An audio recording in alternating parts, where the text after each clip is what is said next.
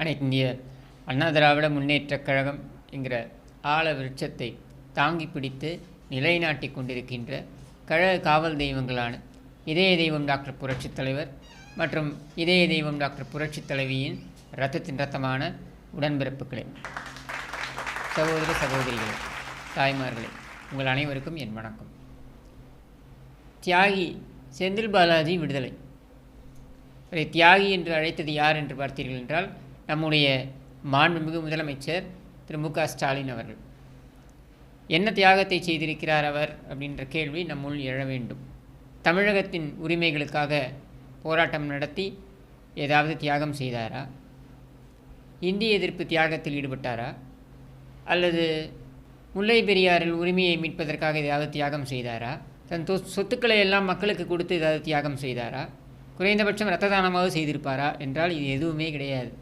அவர் செய்த தியாகம் என்னன்னா, கருணாநிதியுடைய ஆக்டோபஸ் குடும்பத்தின் ஒரு பிரிவாக இன்றைக்கு திமுகவை கபலீகரம் செய்திருக்கின்ற ஸ்டாலின் குடும்பத்திற்கு செய்திருக்கின்ற தியாகம். அது என்ன தியாகம்?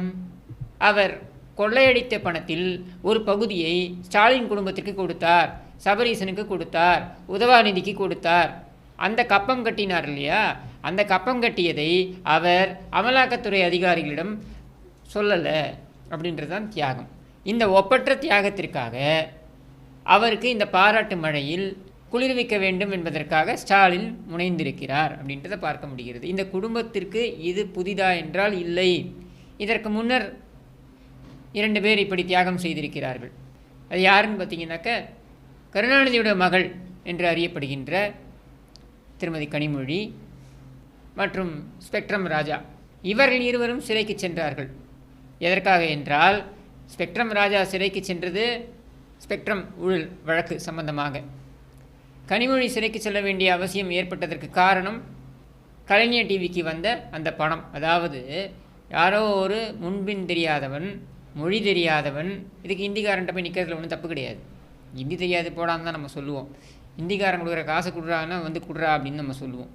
அப்போது இந்த மொழி தெரியாத, திக்கு தெரியாத, திடீரென்று முளைத்த ஒரு காய்கறி கம்பெனி, குசைகாம் ஃப்ரூட்ஸ் அப்படின்னு ஒரு காய்கறி நிறுவனம். இந்த நிறுவனத்துடைய ஓனர், அவன் பேர் ஷாஹித் பல்வா.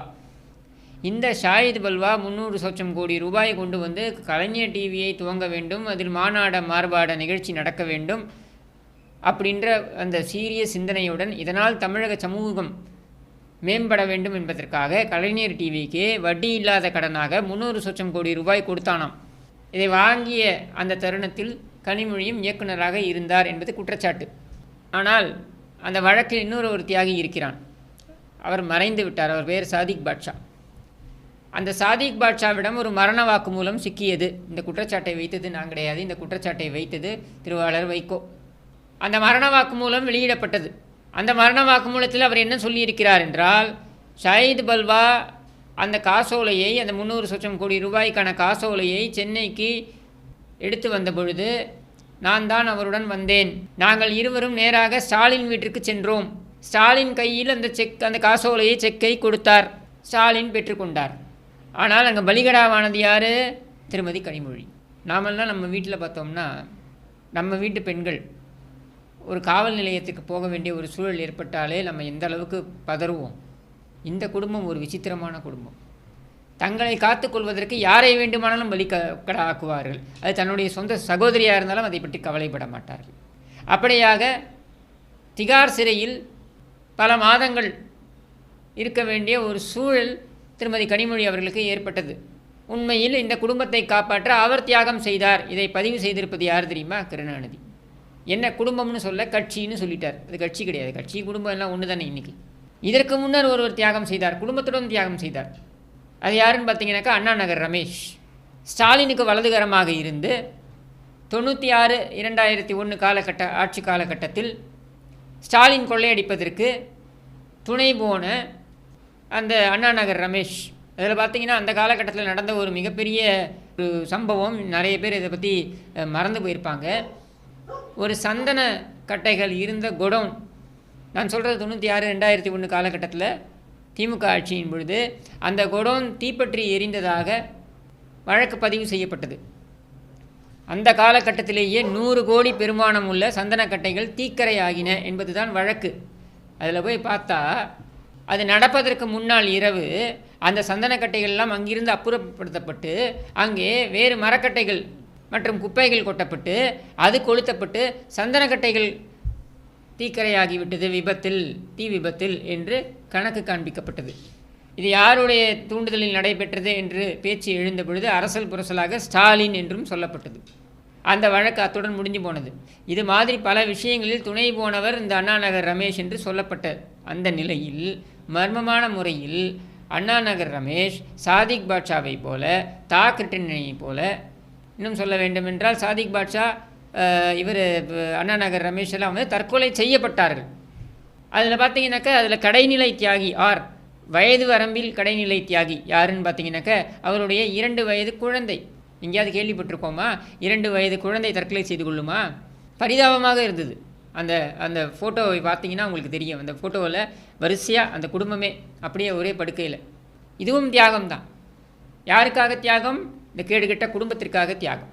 ஆனால் இதையெல்லாம் நம் செலவில் நம் தலையில் மிளகாய் அரைத்து இவர்கள் செய்கிறார்கள் அப்படின்றது தான் இங்கே வந்து கேலி கூத்தாக இருக்கிறது. ஏன் அப்படின்னா இவரே ஒரு புகாரை கொடுத்து அந்த புகாரில் நடவடிக்கை எடுக்க வேண்டும் என்று போராட்டமும் நடத்தி யாருக்கு எதிராக இவர் அந்த புகாரை கொடுத்தாரோ, யார் கைது செய்யப்பட வேண்டும் என்பதற்காக போராட்டம் நடத்தினாரோ அவர் கைது செய்யப்பட்ட பொழுது ஒரு மாநிலத்தின் முதலமைச்சர் என்கிற பொறுப்பில் இருக்கிறோம் என்கிற அந்த ஒரு குறைந்தபட்ச ஒரு எண்ண ஓட்டம் கூட உணர்வு கூட இல்லாமல் வெட்கம் இல்லாமல் அந்த நபரை சென்று இவரே போய் அங்கே மருத்துவமனையில் சந்திக்கிறார்.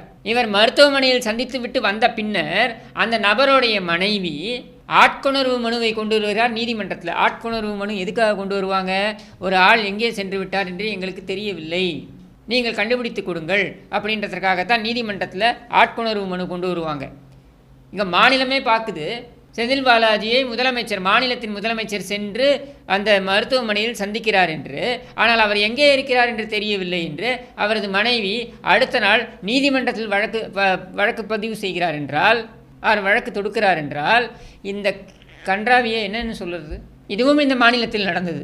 சரி, அதுக்கப்புறம் இவர் மிகப்பெரிய தியாகியாச்சு.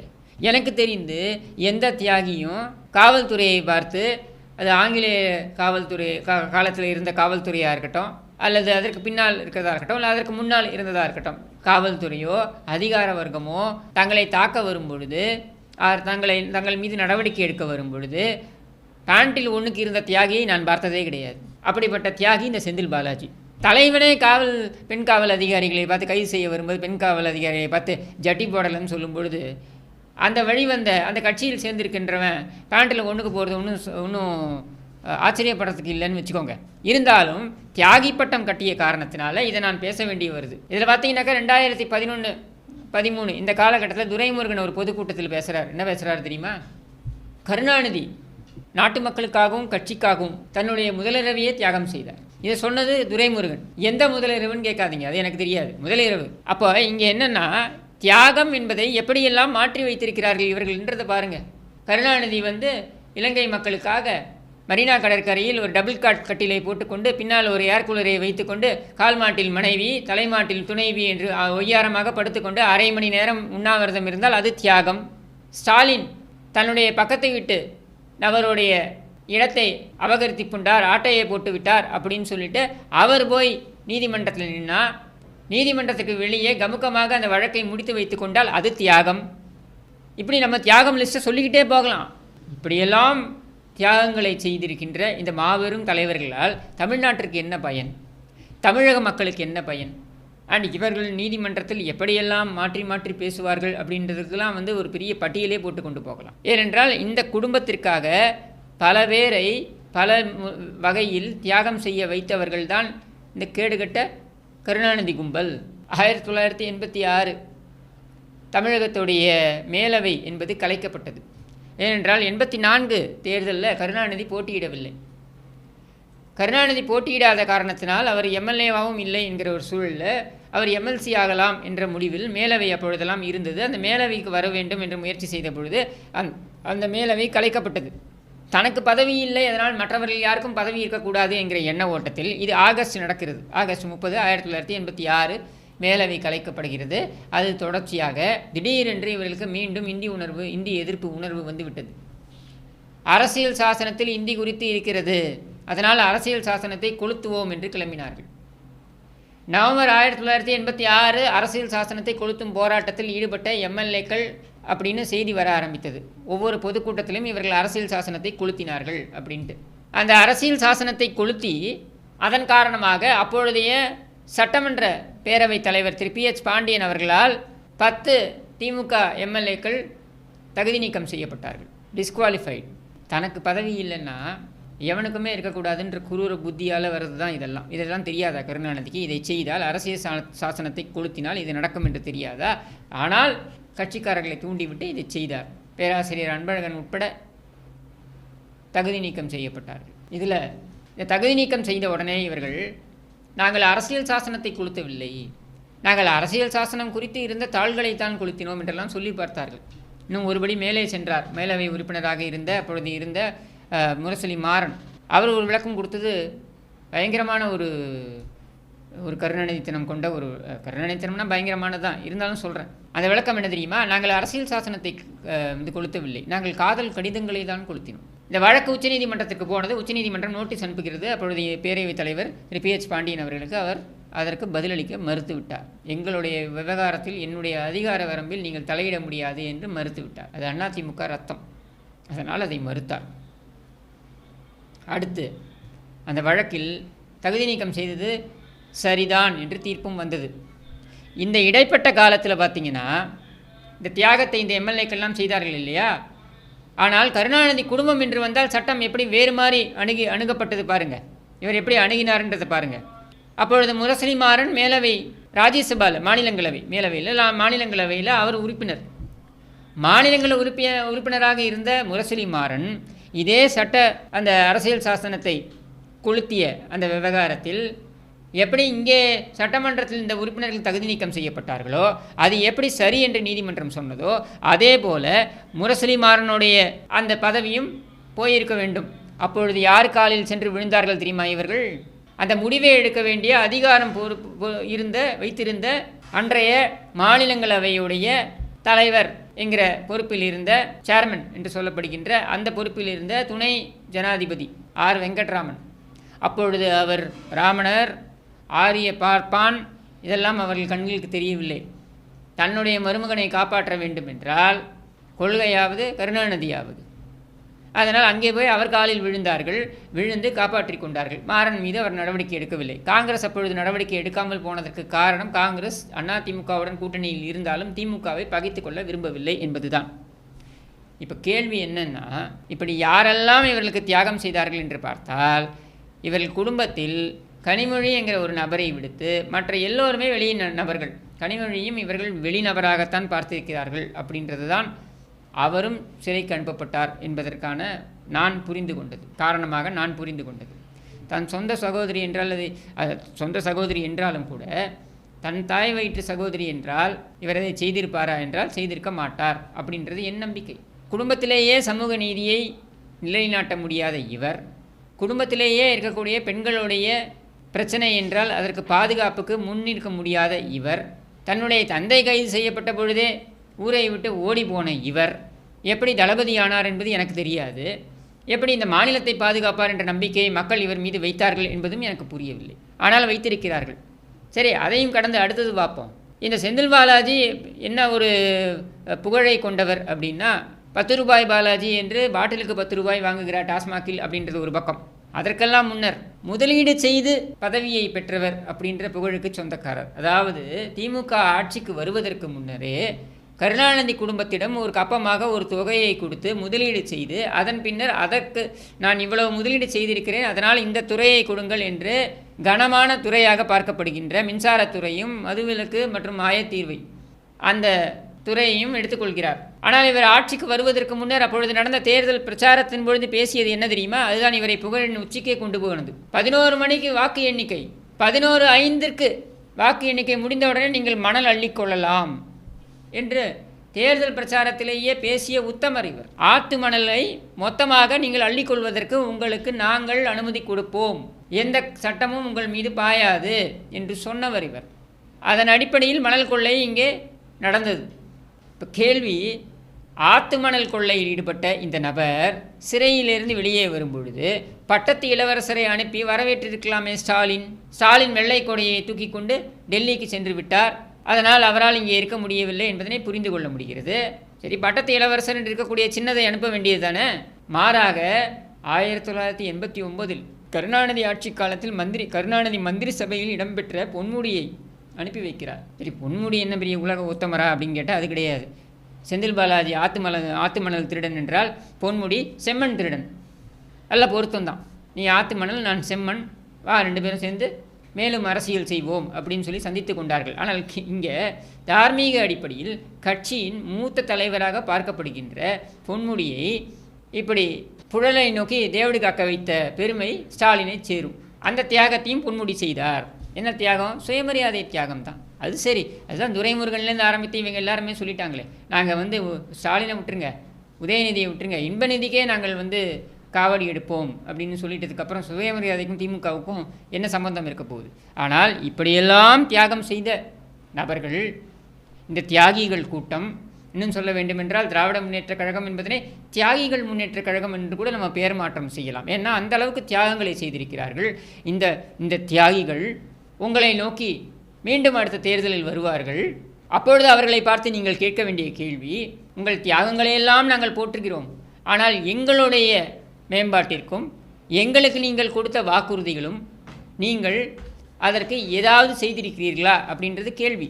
இந்த கேள்வியை நீங்கள் வைப்பீர்கள் என்ற நம்பிக்கை எனக்கு இருக்கிறது. ஏன்னா நீங்கள் கேட்க மாட்டீங்கன்ற துணிச்சலில் தான் இந்த ஒட்டுமொத்த கும்பலும் செய்கின்ற அத்தனை திருட்டுத்தனத்தையும் தியாகம் என்கிற லிஸ்ட்டில் கொண்டு போய் சேர்த்துருக்காங்க. இப்போ உண்மையான தியாகம் செய்தவர்களெல்லாம் நீங்கள் என்னென்னு எடுத்துப்பீங்க? அவர்கள் இயக்கத்திலேயே உண்மையான தியாகம் செய்த எத்தனையோ பேர் இருக்கிறார்கள், மறைந்து போன எத்தனையோ தலைவர்கள் இருக்கிறார்கள். அப்போ அவர்களையெல்லாம் எந்த பட்டியலில் சேர்ப்பீர்கள்? சரி, அது அவர்களுடைய கட்சி விவகாரம் என்று வைத்துக்கொள்வோம். நீங்கள் நம் தமிழ்நாட்டிலே எடுத்துப்போம். எத்தனை தியாகிகள், இந்த நாட்டின் சுதந்திரத்திற்காக போராடிய தியாகிகள் எத்தனை பேர், இந்த நாட்டின் ஒவ்வொரு பிரச்சனைகளுக்காகவும், இந்த சமூகத்தின் இருக்கக்கூடிய பிரச்சனைகளுக்காகவும் அவலங்களுக்காகவும் தங்கள் இன்னுயிரை நீர்த்த தியாகிகள் எத்தனை பேர், இந்த நாட்டின் பாதுகாப்பிற்காக தமிழ்நாட்டிலிருந்து இந்திய இராணுவத்தில் போய் சேர்ந்து தன் உயிரை நீத்த வீரர்கள் எத்தனை பேர். இவர்களெல்லாம் செய்தது தியாகம் என்பதனை போற்ற முடியாத நாம் இந்த கேடுகட்ட ஜென்மங்கள்லாம் தியாகிகள் என்று சொல்ல வேண்டிய அல்லது கேட்க வேண்டிய நிலைக்கு தள்ளப்பட்டிருக்கிறோம் என்பதை விட நம்முடைய சமுதாயத்திற்கு ஒரு அவமானம் இருக்க முடியுமா? இந்த அவமானத்தை எல்லாம் நீங்கள் சாதனை என்று சொல்லப் போகிறீர்களா, அல்லது இந்த அவமானத்திற்கெல்லாம் ஒரு முற்றுப்புள்ளியை வைக்க வேண்டும் என்ற முடிவை எடுக்கப் போகிறீர்களா என்பது உங்கள் கையில் தான் இருக்கிறது. நான் இப்பொழுதும் சொல்கிறேன், இவர்களுக்கு இருக்கக்கூடிய இந்த துணிச்சல் என்பது நீங்கள் எடுக்கின்ற ஒற்றை முடிவில் ஆரம்பிக்கிறது. என்ன செய்தாலும் இந்த ஜனம் நமக்கு ஓட்டு போடும் அப்படின்ற அந்த நம்பிக்கையின் அடிப்படையில் தான் இந்த துணிச்சல் வருகிறது. அதனால்தான் இந்த திருட்டுத்தனத்திற்கெல்லாம் ஒரு நியாயம் கற்பிக்கும் வேலை நடைபெறுகிறது. இதற்கெல்லாம் முடிவுரை எழுதக்கூடிய இடத்தில் நீங்கள் இருக்கிறீர்கள். உங்களுடைய ஒற்றை முடிவு இருக்கிறது. அது தேர்தலின் மூலம் ஜனநாயக ரீதியாக இந்த கும்பலை வீட்டிற்கு அனுப்புவது. அனுப்புவீர்கள் என்ற நம்பிக்கையுடன் விடைபெறுகிறேன். நன்றி, வணக்கம்.